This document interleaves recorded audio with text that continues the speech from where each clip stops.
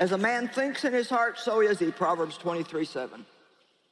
Very powerful scripture. As a man thinks in his heart, so is he. If we think about problems and sad things and negative things, it adversely affects the release of our joy. But I'll tell you something that does release joy, and that's hope. Hope is such a powerful word. And it's not hope like the world thinks about hope. Well, I hope something good happens, but I don't know if it will or not. No, hope is an aggressive expectation that something good is about to happen to me at any moment. Hope is about your expectations. So let me ask you, what are you expecting from life? What are you expecting today? Many people don't expect anything. They just like, well, we'll see. Who knows? We'll see. Or they actually go to the worst extreme and expect bad things to happen. And I used to be like that. I'd had so many bad things happen to me in my life that I had a bad case of what the Bible calls evil forebodings. I always had like this feeling in my atmosphere, what's the next terrible thing that's going to happen in my life?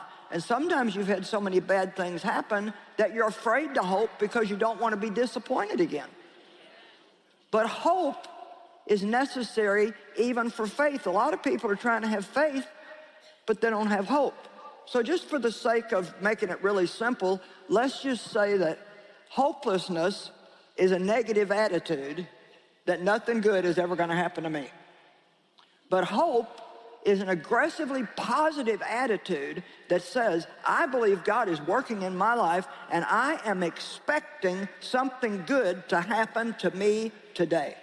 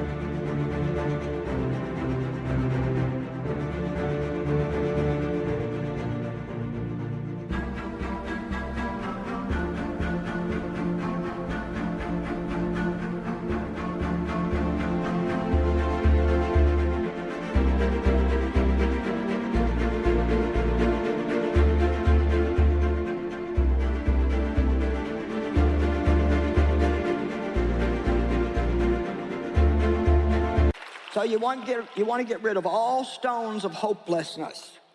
Romans 5 talks about hope. Romans 5 verses 2 through 5. Through him of course being Christ, also we have our access, entrance, introduction by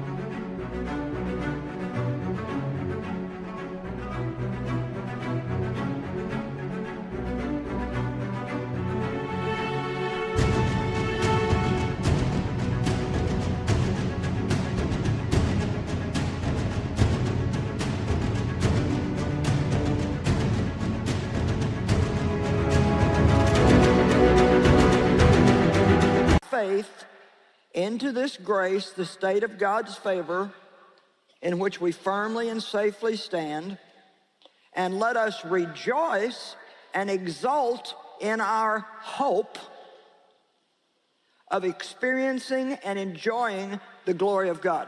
The word glory means the manifestation of all of God's excellencies.